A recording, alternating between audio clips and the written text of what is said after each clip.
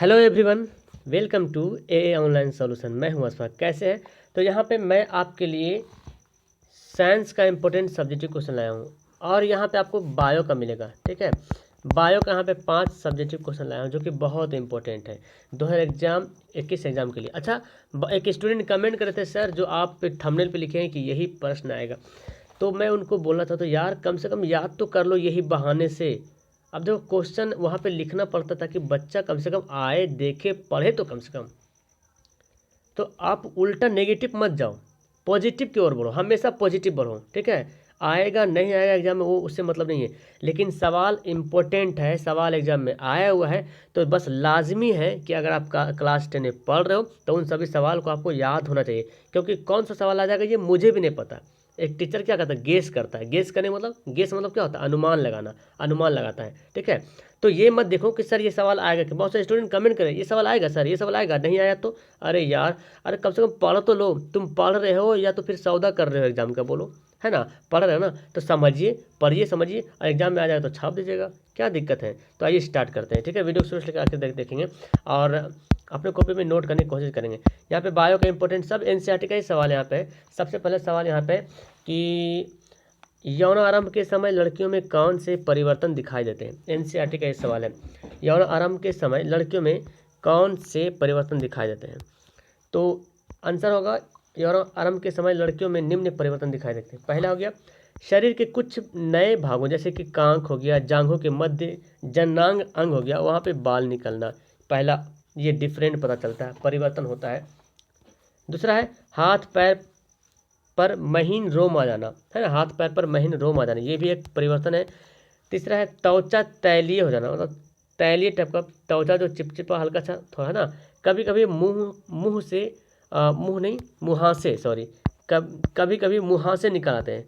मुहासे मतलब छोटा छोटा क्या होता है, मतलब बाल होता ना, देखिए बहुत लोग का, औरत लोग या महिला लोग देखेंगे जहाँ पे मोछ रहता है मर्द का, वहाँ पे उसका देखेंगे हल्का सा मुहासा निकला हुआ रहेगा, बाल टाइप का बोलता है।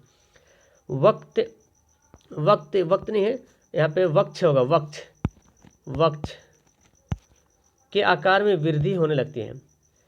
पांचवा है स्तनांग की त्वचा का रंग गहरा होने लगता है, रजोधर में होने लगता है। ठीक है, तो ये सभी जो है यौनारंभ के समय लड़कियों में परिवर्तन दिखाई देता है। तो इन सभी सवाल को आप याद कर लें। और जो जो मिस्टेक में बताया यहाँ पे वक्त नहीं, वक्त नहीं, वक्त होगा। ठीक है, टाइपिंग मिस्टेक हो गया है। दूसरा सवाल देखिए जो कि बहुत इंपॉर्टेंट है, मनुष्य में लिंग निर्धारण कैसे होता है ना? मनुष्य में लिंग निर्धारण का मतलब, लिंग निर्धारण का मतलब ये होगा कि जो बच्चा पैदा होता है तो वो लड़का या लड़की वो कैसे होता है। तो मनुष्य में लिंग निर्धारण गुणसूत्रों के द्वारा होता है। किसके द्वारा होता है? गुणसूत्र। ठीक है ना, गुणसूत्रों के द्वारा लिंग निर्धारण होता है। मानव में कोशिकाओं के केंद्रक में 46 गुणसूत्र होते हैं, जिसको 23 जोड़ा बोलते हैं। 23 जोड़ा या 46 गुणसूत्र होते हैं। 44 ऑटोसोम, है ना, 2 लिंक तथा 2 लिंक गुणसूत्र होते हैं। तो 44 जो है ऑटोसोम होते हैं। ऑटोसोम मतलब दोनों सेम सेम जोड़ा होता है। 44 एक से जो है 44 जोड़ा, 44 पीस रहता है। ठीक है, और जो जो 46वां रहता है, 45-46, वो एक्स से और वाई रहता है पुरुषों में। ठीक है, तो यहाँ पे पुरुष के ही बारे में बात करें, क्योंकि मनुष्य के बारे में बात की जा रहा है ना, मनुष्य में लिंग निर्धारण, तो पुरुषों के बारे में चूंकि उसी से लिंग निर्धारण के द्वारा होता है। ठीक है, क्या बोला, मनुष्य में लिंग निर्धारण गुणसूत्रों के द्वारा होता है। गुणसूत्र कौन है? एक्स से वाई जो है गुणसूत्र बनेगा वही। ठीक है, ऑटोसोम 44 ऑटोसोम होता है और 2 लिंग गुणसूत्र। सवाल आता है कि 2 लिंग गुणसूत्र कौन है, तो लिंग गुणसूत्र कौन हो जाएगा? एक्स से वाई होता है। ठीक है, लिंग गुणसूत्र, क्योंकि 44 तो टोटल एक्स से वाला ही है। पुरुष विषम युग्मजी होते हैं। पुरुष जो है विषम युग्मजी, विषम युग्मजी का मतलब हुआ कि महिलाओं में भी 44 पीस और पुरुषों में 44 पीस, ये दोनों समान हो गए। ठीक है, अब बचा क्या, महिलाओं में दो गुणसूत्र और बच गया और पुरुषों में 2 गुणसूत्र और बच गया। तो महिलाओं में जो 2 गुणसूत्र होता है वो एक्स एक्स होता है और पुरुषों में जो 2 गुणसूत्र हो वो एक्स से वाई होता है। तो ये क्या हो, सम है, दोनों सेम, मतलब सम क्या होता है, सम मतलब जोड़ा, और यहाँ पे जोड़ा है नहीं, तो वही बोला गया पुरुष में जो है विषम युग्मजी होता है, मतलब विषम होता है, और मादा में सम युग्मजी मतलब कि सम होता है।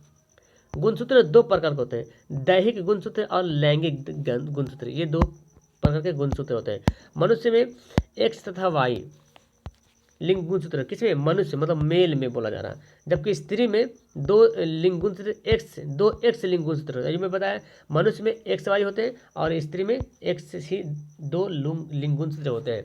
ठीक है, फिर बोला जा रहा है कि शेष सभी गुणसूत्र दैहिक गुणसूत्र, मतलब जो 44 जो गुणसूत्र है मनुष्य और फीमेल और मेल में, यानी कि मनुष्य और स्त्री में, तो वो एक से दोनों सेम होता है। ठीक है, ड्रोसोफिला तथा मनुष्य में लिंग निर्धारण गुणसूत्र के आधार पर होता है ना।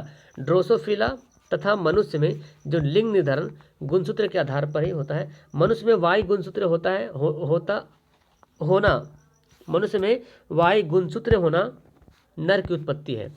इसके लिए आवश्यक है कि चाहे एक्स गुणसूत्र की संख्या कितनी भी हो। मतलब कि ये बोला जा रहा है कि आपको पता भी होगा मनुष्य में एक्स वाई पाया जाता है और स्त्रियों में एक्स एक्स। एक बार अच्छे तरीके से इसको समझ लीजिएगा, एक्स वाई पुरुषों में पाया जाता है और एक्स एक्स, यही तो लिंग गुणसूत्र, यही है लिंग गुणसूत्र। बाकी जो 44 पीस तो सेम है। तो अगर मनुष्य का यानी कि मेल का अगर एक्स से जा करके इसके पास, महिला के पास तो ऑलरेडी एक्स है ही है, वो पूरा 46 के 46 ही एक से ही है, लेकिन यहाँ पे ये 2 सम है और ये यहाँ पे 2 विषम है। ठीक है, तो अगर पुरुष का एक्स से वाला जा करके एक्स से वाला से जा टकरा जाएगा तो फिर यहाँ पे ये जो बच्ची जो पैदा हो जाएगी, बच्ची होगी, ठीक है, यानी कि गर्ल होगा, लड़की पैदा होगी। और अगर पुरुष का वाई जा करके एक्स से मिलेगा तो वो क्या होगा, बॉय होगा, लड़का पैदा होगा। तो ये डिपेंड किस पे करता है, बोलते हैं ना कि बेटा या बेटी होना किसका किस्मत है, संतान पैदा होना। सवाल ये भी आता कि संतान जन्म लेना ये किसके किस्मत की बात है, ये पुरुष की किस्मत की बात है, किसके क्रोमोसोम पर डिपेंड करता है। मतलब किस्मत के मतलब लोग जो है ना, पहले ज़माने में लोग ऐसे ही बोलते थे ना, अभी भी बोलते हैं, बहुत सारे पुराने लोग बोलते हैं कि किस्मत की बात है, बाप की किस्मत पे बेटा या बेटी होता है। तो किस्मत यहाँ पे बोलने से मतलब ये पता चला कि बाप के क्रोमोसोम पे डिपेंड है कि एक से अगर जाके मिलेगा तो लड़की पैदा होगा और वाई जाके मिलेगा तो लड़का पैदा होगा। ठीक है, तो बोलने का ये तरीका है। नेक्स्ट क्वेश्चन देखिए, हम यह कैसे जान पाते हैं कि देवास में कितनी, ये नहीं कुछ और होगा, सॉरी यहाँ पे ये होगा, हम यह कैसे जान पाते हैं कि जीवाश्म में, ये गलती लिखा गया, जीवाश्म में है ना, हम यह कैसे जान पाते हैं, हम यह कैसे जान पाते हैं कि जीवाश्म में कितने पुराने हैं, कितने पुराने जीवाश्म में। ठीक है, यहाँ पे जीवाश्म में होगा। दिवाली की प्राचीनतम ज्ञान करने के 2 समान तरीके हैं। तो सॉरी यहाँ पे मुझे टाइप करने में मेरे से मिस्टेक होगी, फिलहाल आप समझ लीजिए, यहाँ पे दिवाली नहीं होगा, जीवाश्म होगा। क्या होगा, जीवाश्म। जीवाश्म की प्राचीनतम ज्ञान करने के 2 सामान्य तरीके हैं। अगर हम जीवाश्म में यहाँ पे भी प्राप्त करने हेतु पृथ्वी की चट्टानों की खुदाई करें तो जो जीवाश्म में हमें सतह से कम गहराई तक स्थिर मिलेंगे। थोड़ा सा टाइपिंग मिस्टेक हो गया है, इसको आप समझ लीजिए मैं क्या बोल रहा हूँ। जीवाश्म की प्राचीनतम ज्ञान करने के 2 समान तरीके हैं।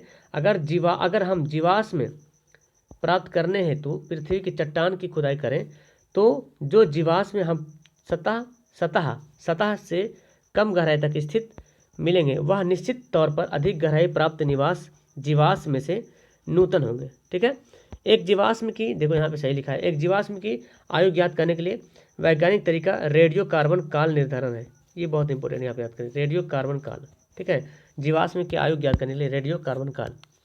समस्थानिक अनुपात के अध्ययन द्वारा जीवाश्म की आयु की गणना की जा सकती है। क्लियर है। अगला सवाल देखें, तो उसको आप सुधार लीजिएगा। ठीक है, मैं इस सुधार को भेज दूंगा PDF आपके पास। ओजोन की क्षति को सीमित करने के लिए क्या कदम उठाए गए, मतलब ओजोन बर्बाद ना हो, ओजोन क्षति ना हो, उसके लिए क्या कदम उठाए गए हैं। तो देखिए यहाँ पे क्या है कदम। हम क्लोरोफ्लोरोकार्बन का उपयोग प्रशीतकों, यानी कि प्रशीतक मतलब AC रेफ्रिजरेटर जिसको बोलते हैं, है ना, क्लोरोफ्लोरो CFC कार्बन का उपयोग प्रशीतकों में तथा अग्निशामक में भी करते हैं, जबकि यह रसायन वायुमंडल में मिश्रित होकर उसमें उपस्थित ओजोन का विश्लेषण करता है। यानी कि वायुमंडल में जो ऑक्सीजन गैस है ना, उसको क्या करता है, ऑक्सीजन गैस को तोड़ करके ओजोन क्या बोलता है कि वायुमंडल में मिश्रित होकर उसमें उपस्थित जो ओजोन है, ओजोन जो वायुमंडल में है, उस ओजोन को क्या करता है, विश्लेषण करता है, तोड़ देता है, खंडन कर देता है। सूर्य से निकलने वाली जो पराबैंगनी किरण है पृथ्वी के वायुमंडल से की बाहरी सीमा में उपस्थित ओजोन की परत पर विश्लेषण करके उसे सामान्य ऑक्सीजन में परिवर्तन कर देती है। तो ओजोन का काम क्या है कि जो पराबैंगनी किरण जो आती है उसको ओजोन क्या करता है, ओजोन की परत का विश्लेषण करके उसे क्या करता है, सामान्य ऑक्सीजन में परिवर्तन करता है। इस प्रकार से ओजोन की संकरी पेटी में छिद्र हो जाता है। यानी कि ओजोन को ऑक्सीजन में बनाता है कौन, पराबैंगनीकरण। कब, जब यहाँ से CFC गैस जब जाती है, ओजोन परत को नष्ट करती है, उसको भी विश्लेषण करती है, और वहाँ जब पराबैंगनीकरण आती है तो पृथ्वी के वायुमंडल की बाहरी सीमा में उपस्थित जो ओजोन है ना, तो विश्लेषण करता है उसको और ऑक्सीजन में परिवर्तन करता है। इस प्रकार ओजोन क्या होता है, संकरी पेटी छिद्र होते हैं और उसके पतले पड़ने की संभावना बन जाती है, मतलब पतला हो सकता है, पतला बन जाएगा। और क्या बोलता है कि पराबैंगनी किरणें पृथ्वी पर पहुंचकर जीवधारियों के शरीर के संपर्क में आने पर उन्हें कैंसर प्रिय बना देती है। मतलब अगर पराबैंगनी किरण जमीन पर पड़ जाए किसी को तो उसको कैंसर रोग हो सकता है। और कौन सा कैंसर रोग, तो ओजोन पराबैंगनी किरण अगर पड़ जाए किसी के बॉडी में तो त्वचा कैंसर होने के डर होता है, त्वचा कैंसर। क्लोरोफ्लोरोकार्बन का उपयोग हमें अपने जीवन में बहुत कम कर देना चाहिए। मतलब क्लोरोफ्लोरोकार्बन के मतलब जो हम यूज करें प्रशीतक वगैरह, इसका उपयोग क्या करेंगे, कम कर देंगे तो जाहिर सी बात ये कम हो जाएगा, जिससे ओजोन स्तर को किसी प्रकार की हानि नहीं होगी। ठीक है, अगला सवाल है, तंत्रिका ऊतक कैसे क्रिया करता है। तंत्रिका ऊतक जो शरीर की सबसे बड़ी तंत्रिका कोशिका है, तंत्रिका ऊतक। तंत्रिका ऊतक कैसे क्रिया करता है ये आपको बताना है। चलिए, उत्तर है, तंत्रिका ऊतक सूचनाओं को ग्रहण करती है, ग्रहण करती है, उन्हें पूरे शरीर में भेजते हैं, सूचनाओं को व्यवस्थित करते हैं, सूचनाओं के आधार पर निर्णय भी लेते हैं, है ना। कौन, तंत्रिका ऊतक। देखो इतना सारा कार्य है ना, कैसे क्रिया करती है। तो तंत्रिका ऊतक सूचनाओं को पहले सूचना को ग्रहण करते हैं, उसे पूरे शरीर में क्या करता है, भेजता है, सूचनाओं को व्यवस्थित करता है, सूचनाओं के आधार पर निर्णय लेते हैं एवं निर्णय को मांसपेशियों तक भेजते हैं। मतलब कौन सा सूचना है, जैसे कि आपके बॉडी में हाथ में चुट्टी काट ले कोई, हाथ में, तो हाथ में चुट्टी कटा तो हाथ में ही महसूस होगा, पैर में महसूस नहीं होता है। तो जैसे ही हाथ में चुट्टी कटा है तो तंत्रिका ऊतक पहले सूचना प्राप्त किया और सूचना प्राप्त करने के बाद क्या क्या निर्णय लेकर के आपको क्या किया, मांसपेशियों तक भेजा, तब आप महसूस करेंगे अच्छा हमको कोई चुट्टी काटा है ना। निर्णय को मांसपेशियों तक भेजते हैं ताकि क्रिया हो सके, ताकि जो भी क्रिया हो सके। अब कोई चुट्टी काटेगा तो दीजिएगा 2 झापड़ खींच के, है ना, लगाइएगा। जब कुछ कस के चुट्टी काट लेगा, या तो कोई मच्छर होता है, ठीक है, मच्छर आपको काटता है तो क्या करते हैं, एकदम मतलब आंख बंद भी है और मच्छर काट रहा है, आपको पता है वो कहाँ पे काटा, एक झापड़ लगाए मच्छर को और डायरेक्ट इंतकाल, आपको उसको देखे भी नहीं लेकिन अनुमान हो गया अच्छा यहाँ पे काटा। ये सब अनुमान किसने बताया, तंत्रिका ऊतक ने आपके मस्तिष्क को बता दिया है और पेशियों पे वहाँ पे जोर दिया, आपका हाथ को इजाज़त दे, जाओ हाथ को बोल दे जाओ उसको कत्ल कर दो, और आप उसको जाते हैं बेचारा को कत्ल कर देते हैं। संदेश पाने के बाद पेशियाँ अपना आकार बदलती है ना, इससे भी छोटे हो जाते हैं। मतलब जो संदेश, जो पेशियाँ थोड़ा से हल्का सा चेंज होता है लेकिन आपको पता नहीं चलता है।